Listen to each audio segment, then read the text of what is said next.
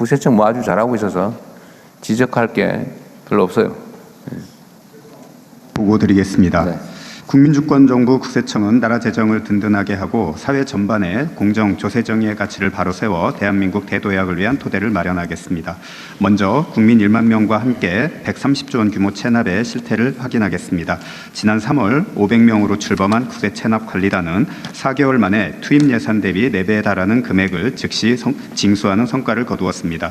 이 성과를 발판 삼아 1만 명 체납관리단도 반드시 성공시켜 재정 확보는 물론 조세정의를 바로 세우고 생산적인 일자리까지 창출하는 국가적 프로젝트의 정책 효과를 극대화하겠습니다. 아울러 각 부처에 흩어져 있는 비효율적으로 관리되던 국세외 수입 체납을 국세청에 통합 징수하겠습니다. 국가 재정 수입 전체의 누수를 빈틈없이 막고 책임 있게 관리하여 대한민국 재정 효율의 전기를 마련하겠습니다. 한편 반사회적 탈세와 악의적 체납이 발붙일 곳 없는 공정사회를 구현하는 것은 이재명 정부 국세청의 확고한 목표이자 변함없는 원칙입니다. 국민주권정부 출범 이후 주식시장 불공정 탈세를 비롯해 물가, 부동산 분야 탈세에 단호히 대응하여 반칙과 특권으로 얻은 부당이익은 철저히 환수하고 형사고발했습니다. 세금을 떼먹고 재산을 은닉하는 반사회적 체납에는 그 어느 때보다 엄정하게 대응하여 국내는 물론 해외에 어디에 숨기더라도 반드시 찾아내서 환수한다는 분명한 메시지를 보여드렸습니다. 앞으로도 국민 삶과 직결된 물가, 주식, 부동산 분야의 탈세는 시장이 정상화될 때까지 철저히 조사하고 성실납세자에게 박탈감을 주는 악의적 체납자는 끝까지 추적하여 징수하겠습니다. 또한 지난 1년 어려운 경기로 무너진 민생을 회복시키기 위한 세정 지원에 역량을 집중해 왔습니다. 이제는 국민 누구도 소외되지 않는 모두의 성장을 위해서 고환율, 고물가로 어려움을 겪는 위기 기업과 소상공인, 청년 세대, 지방 이전 기업 등이 함께 도약할 수 있도록 국세청이 할 수 있는 모든 지원을 하겠습니다. 마지막으로 국민 일상과 맞닿아 있는 납세 서비스부터 국세행정 전반을 AI 기반으로 전면 혁신하여 공공 분야 AI 선도 모델을 구현하겠습니다. 앞으로 국세청은 든든한 재정과 공정한 세정으로 대체 불가 대한민국으로의 대도약을 탄탄하게 뒷받침하겠습니다. 이상입니다. 네. 어쨌든 국세청은 성과도 상당히 많이 내고 새로운 일도 많이 발굴하고 있어서 아주 잘하고 계십니다. 총리님 말씀 있으시면 하시고 없으시면 혹시 참여단에서 이거 지적해야 되겠다, 이거 문제다 이런 생각 드는 거 있으면 없으면 넘어가도록 하겠습니다. 없을 것 같아요. 아까 대통령님 말씀하신 것 중에요. 그 세외 수입 관련해서 우리가 이제 금액이 비교적 적은 경찰청 과태료부터 시작을 하는데 저희가 6월 30일 날 그 과태료 체납자들에 대해서 톡을 보냈습니다. 7월 1일부터는 국세청에서 관리합니다 하고 톡을 보냈는데 그것만으로 과태료 납부가 폭주를 해서 그날 경찰청 아마 서버가 거의 다운됐을 정도로, 그래서 평일날 과태료 체납이 12억 원 정도 들어오는데 그날 하루만 38억 원이 들어왔습니다. 그래서 이 제도가 정착이 된다면 재정 누수 막고 경찰청은 본연의 치안 업무에 집중할 수 있을 것 같습니다. 그게 실제로 이제 정부 행정을 사실 안 하고 방치했던 부분이잖아요. 그렇습니다. 세배 수입이든. 근데 이건 문화인데 세금을 떼먹거나 아니면 안 내는 사람을 보니까 두 종류예요. 알면서 일부러 떼먹는 사람. 요 사람들은 계속 누적돼 있어요. 예. 그러니까 지금 숫자가 체납자, 국세 체납자가 몇 명쯤 됩니까? 국세 체납자는 한 130만 명 정도 130만 명 정도죠. 근데 세외 수입 체납 이런 걸 해보니까 거의 인구수와 비슷한데 왜 그러냐면 똑같은 사람이 계속 반복적으로 안 내는 거예요. 왜 그러냐면 정부가 실제로는 그냥 등록만 해놓고 관리를 안 하거든요. 그걸 아는 사람들이 있습니다. 예. 오늘 제가 이 말을 하면서 그런가 이렇게 생각하고 나도 이제 떼먹어 봐야지 이렇게 생각하시면 안 됩니다. 네, 아는 사람들이 있어요. 장부상으로만 해놓고 실제 관리를 안 했거든요. 그러니까 똑같은 사람이 다 위반하고 있는 거예요. 이런 유형이 하나 있고 실제로 능력이 안 돼서 내는 사람도 있고 잊어버린 사람도 꽤 많습니다. 그렇습니다. 기억을 못해. 자기가 위반하고 있는지 안 내고 있는지 모르는 사람이 많아요. 근데 그런 경우는 알려주면 내죠. 예. 그러니까 사실 알려줘서 몰라서 낸 사람, 이제는 진짜 관리를 하는구나. 이거 국세청 임광현 성실 이상한 사람이 드디어 이렇게 생각하면 이제 내는 거죠. 미루는 만큼 손해니까. 그래서 이게 국가의 신뢰에 관한 문제다 이게. 국민으로서 해야 될 일은 당연히 해야 된다. 안 하면 거기서 얻는 편익 이상의 손실이 발생한다고 해야 국가가 정상적으로 돌아가거든요. 능력이 되면 당연히 내고 능력이 안 되면 결손 처분하고 뭐 장부도 정리하고 이게 정상적인 나라인데 지금은 뭐 능력이 되는 사람은 꼼수 쓰느라고 안 내버리고 없는 사람은 없어서 못 내면 장부 정리해줘야 되는데 그냥 체납자로 평생 관리당하고 그 체납하면 문제가 생기잖아요. 그죠? 근데 잊어버린 사람은 또 뭐 잊어버린 사람들은 문제가 되고 이게 다 엉망진창인 거예요. 그걸 반드시 싹 바로 잡아야 됩니다. 당연히 그러면 어느 날인가는 체납 관리단이라고 하는 게 필요 없이 그냥 부과되면 낼 수 있는 사람 당연히 내고 못 낼 사람은 신고해가지고 나 이거 능력이 안 됩니다. 그러면 그 결손 처리하고 잊어버린 사람은 당연히 없고 띵동하고 알려주고 이 자동 시스템 만들어서 이 정상 사회가 돼야 되잖아요. 그죠?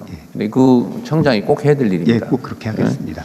그리고 지금 체납 관리단은 10,000명 정도 뽑아놨다는데 그 인건비보다 몇 배 나오죠, 지금?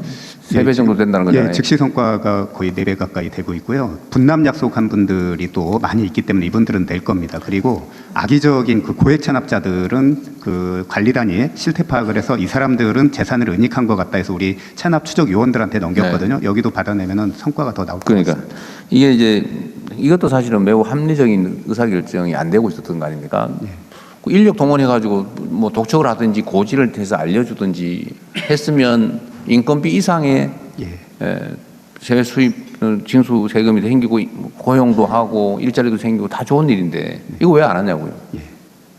그래서 이거는 필요하면 인력 지금 10,000명인데 더 늘려도 돼요. 물론 이 사람들이 평생 이제 세무공무원 되는 건 아니니까. 그렇습니다. 이제 업무가 줄어들고 다 정리되면은 다시 일상으로 돌아갈 텐데 그 사이에는 최대한 인력을 늘려서 해야죠. 모두에게 좋은 일 아닙니까? 아까 일석오조 써놨던데. 그렇게 하시고요. 속도를 좀 내서 세금 떼먹으면 안 되는구나. 이 생각 들게 해야지. 관세청 중점 추진 업무 계획 보고 드리겠습니다. 국민과 사회 안전을 직접적으로 위협하는 마약 밀반입을 원천 봉쇄하겠습니다.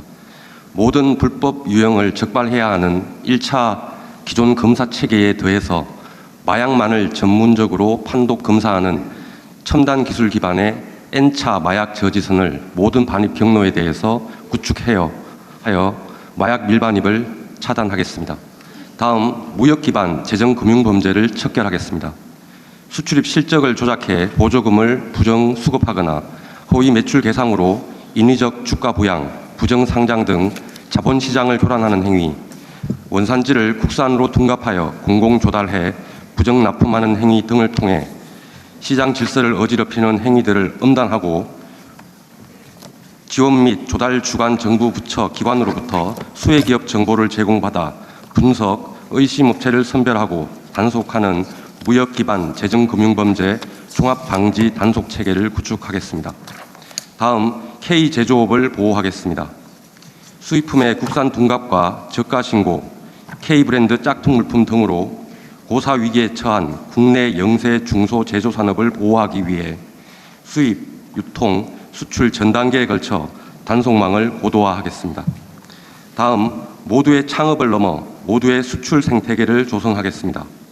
다양한 경제 주체들의 수출을 통한 동반 성장을 이루기 위해 역직구 수출 활성화 종합 지원 대책을 시행하고 내수 기업의 수출 기업 전환을 다각적으로 돕는 한편 지역별 첨단 전략 산업을 밀착 지원하겠습니다. 이상 보고를 마치겠습니다. 수고하셨습니다. 관세청이 해야 될 일이 여러 가지가 있지만 하여튼 마약이나 이런 불법 수출입에 대한 단속 업무도 철저하게 좀 하시도록 하십시오. 네, 다음 기관. 네, 조달청 보고 드리겠습니다. 하반기 조달청은 공급 구매력을 전략적으로 활용해서 경제 대도약을 뒷받침하는 역점을 두겠습니다. 먼저 혁신조달 성과 창출을 가속화하겠습니다. 현재 추진 중인 권역별 특화 전략산업과 연계해서 지방정부 스카우터를 지정을 해서 혁신 제품을 집중 발굴하고 이런 혁신 제품의 해외 실증 사업을 중심으로 해서 UN 등 국제기구 조달 시장을 진출을 적극 지원하겠습니다. 그리고 등록 요건 완화, 심사 가점 등을 통해서 AI 제품과 서비스의 신속한 공공조달 시장 진입을 지원하고 공공조달의 모든 과정을 AI화하도록 하겠습니다. 지방정부 조달 자유라는 상반기 경기 전북 전기 전자제품을 대상으로 했습니다만 하반기에는 경기 전북의 모든 제품으로 확대를 하고 내년에 모든 지방 정부로 확산할 수 있도록 기반을 꼼꼼하게 다지겠습니다. 또한 지난 상반기 발표한 가점부회 등 비수도권 기업 조달 우대 방안도 신속하게 이행하도록 하고 추가적인 우대 방안도 강구하겠습니다. 끝으로 직권조사 도입, 조사 불응 시 과태료 부과 등 불공정 조달 행위에 엄정하게 대응하고 규격 사정 공개 강화, AI 모니터링, 신고센터 등을 연계해서 발주 기관의 부당한 경쟁 제한 행위도 차단하겠습니다.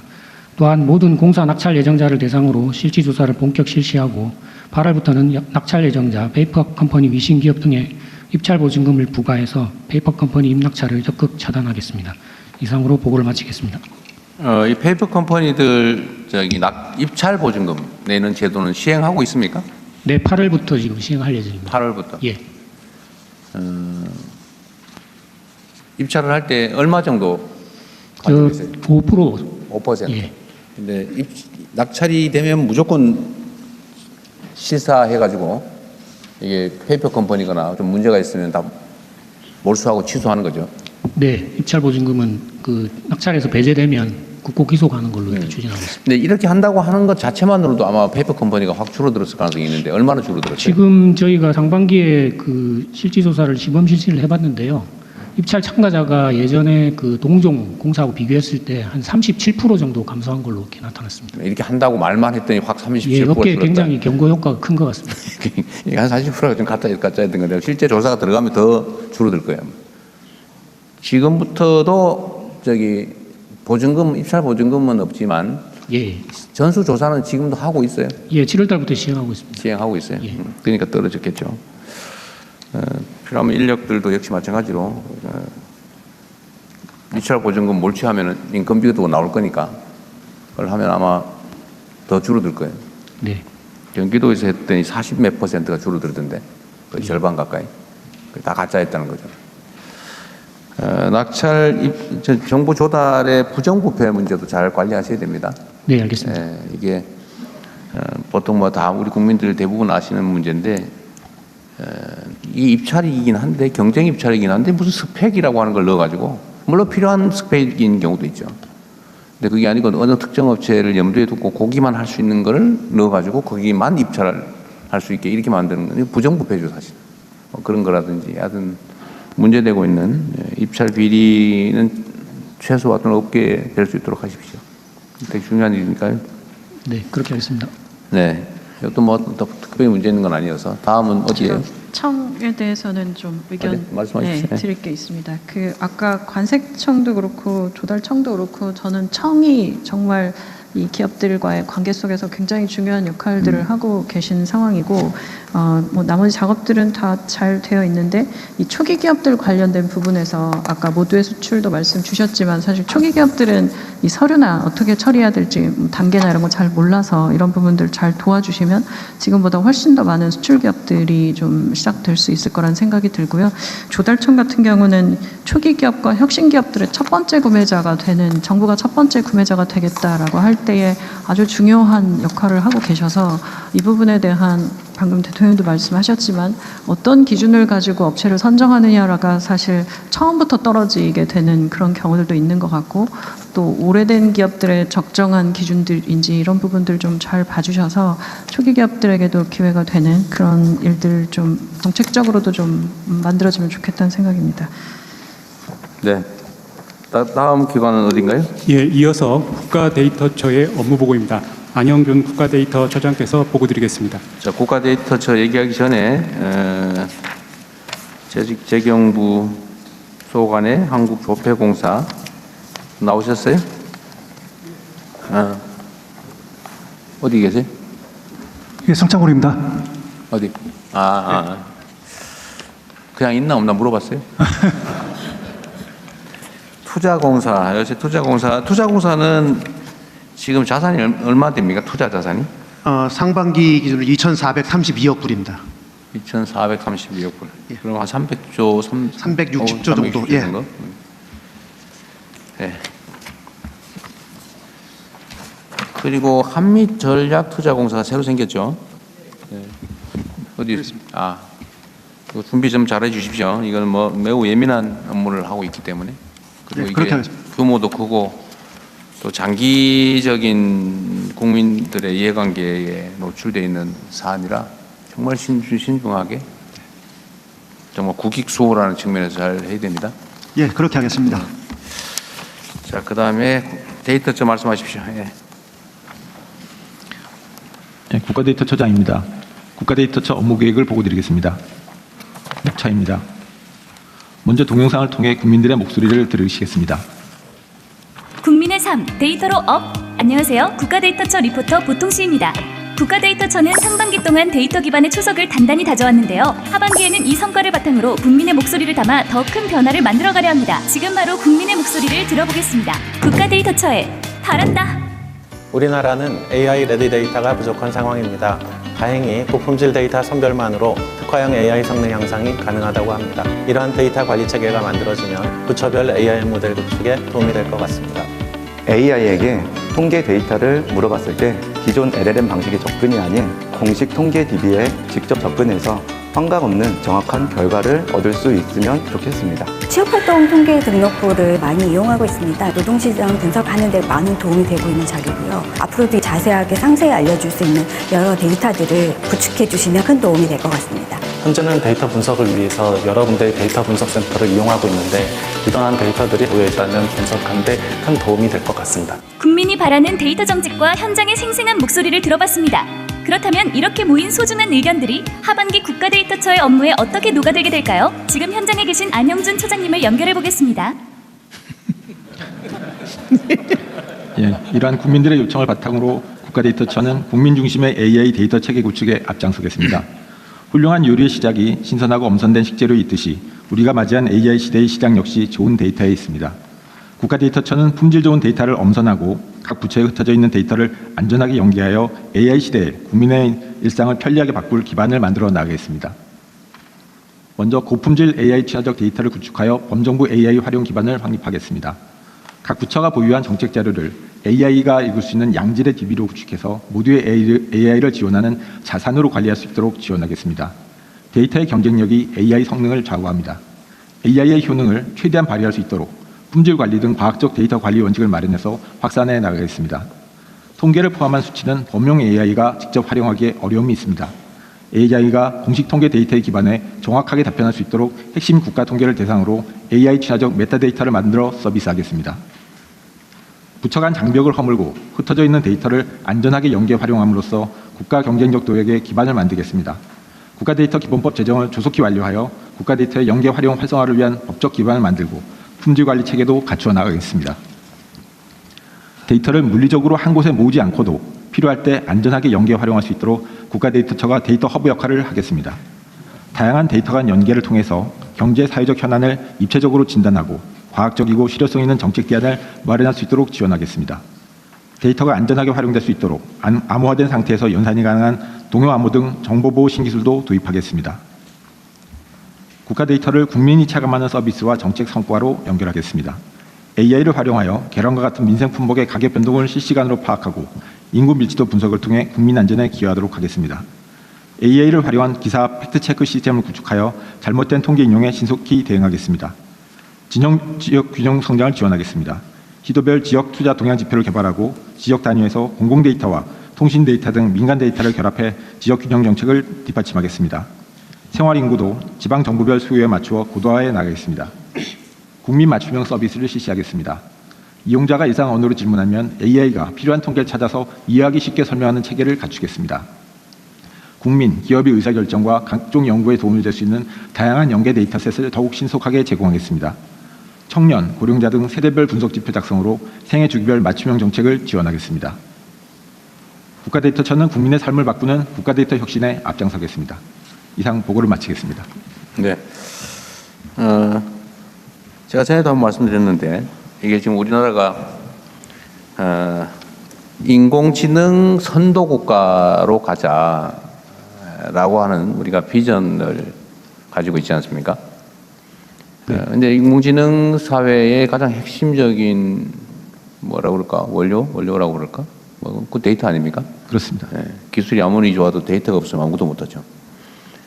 근데 데이터 그 중에서도 특히 공공 데이터는 우리가 세계 최고로 품질이 좋다는 거 아니에요? 그렇습니다. 근데 문제는 얼마나 잘 활용할 수 있느냐 이겠죠.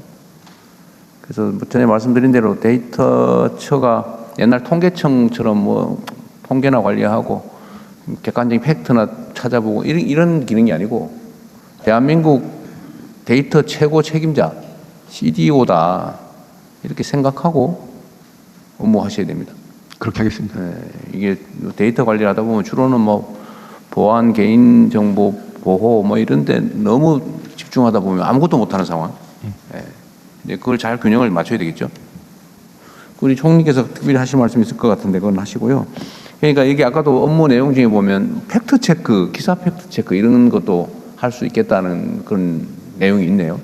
예, AI 기반으로 할 수 있습니다. 그 지금 가짜 뉴스가 온 세상을 어지럽히고 있고 이게 공동체를 파괴할 정도로 적대적인 대결적인 문화를 만들어내지 않습니까? 근데 이것도 사실 여기 써져 있는 대로 제가 무슨 대한민국의 무슨 소총이 그 싸구려 옛날 소총인데 대통령 지원자 비싼 최신 소총 가지고 저 자랑하더라 뭐 이런 기사를 일면에 쓰는 그런 언론도 있더라고요. 근데 그런 건 사실은 즉시 예를 들면 지금 대한민국 국군 17만 명한테 지급되어 있는 거의 보편화된 총기인데 그런 엉터리 기사를 써서 이렇게 정부를 공격하는 그런 일들도 사실은 즉각 팩트 체크가 가능하다면 안 생겼겠죠. 근데 이렇게 영향이 있는 가짜를 즉각 그러니까 분석하고 팩트에 기반해서 반론하고 하는 것도 시스템적으로 할 수 있을 것 같아요. 꼭 사람이 아니고. 저희가 지금 내부에서 AI 기반으로 POC를 하고 있고요. 내년에 바로 시스템으로 구축하게 계획이 있습니다. 그리고 이게 뭐 그런 거대 언론사 하나의 문제이기도 하지만 이게 예를 들면 유튜브든지 뭐 온 동네에서 그런 일이 벌어지잖아요. 근데 그런 것들도 사실은 실시간 팩트에 기반해서 반론하고 정리하는 것도 충분히 할 수 있는 일인 것 같아요. 그죠? 예, 그렇습니다. 그래서 이 데이터처의 역할이 그런 뭐 사회 질서 훼손에 대응하는 것도 있겠고 또 산업 현장에 필요한 원료를 제공하는 그런 측면도 있겠고 그리고 우리가 어제도 그 얘기했는데 이렇게 민원이 연간 1,200만 건이 국민권익위에만 오는 것도 그 정도 된다. 기타 등등 하면 2천만 건이 넘을 것 같은데 사실 그런 것도 인공지능 대응 방식으로 쉽게 대응해 줄 수 있잖아요. 이건 팩트고 이건 사실이 아니고 이건 이렇게 대응하면 되고 이건 어느 부처에서 이렇게 하고 있다 이렇게 하면 국민들의 불만도 확 줄어들 수 있을 것 같고 데이터처를 장관급으로 올려야 되나 그런 생각도 얼핏 들긴 했어요. 그만큼 중요하다. 네. 그리고 이런 기존에 어떤 사람도 할 수 없는 새로운 영역이어서 그래서 데이터처의 역할이 그래서 특별한 의미가 있습니다. 어디 관행에 의존하거나 다른 나라 사례에 의지하거나 그러면 안 되고 우리가 첫 길을 낸다 이렇게 생각하고 모범적인 사례를 끊임없이 발굴하고 만들어내야죠. 그렇게 하겠습니다. 네, 지금 제가 사실 드리고 싶었던 말씀 딱 주셨는데요.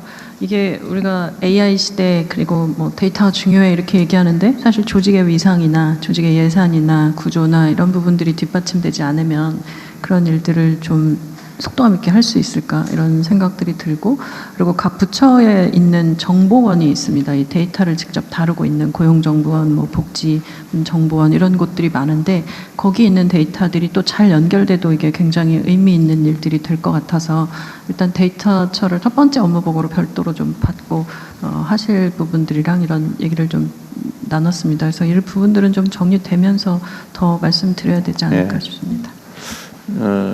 실제로 대한민국 공무원들이 하는 여러 일들은 되게 이제 규범적이죠. 루틴하고 규범적인데 이게 사실은 그 인공지능이 대응하기 가장 좋은 영역의 일이기도 해요. 그래서 총리께서 각별히 관심 가진 영역이기도 하니까 데이터처 역할을 좀 더 강화하도록 하시죠. 하여튼 매우 중요한 부처다. 잘해주세요. 예, 성과를 내겠습니다. 그러세요.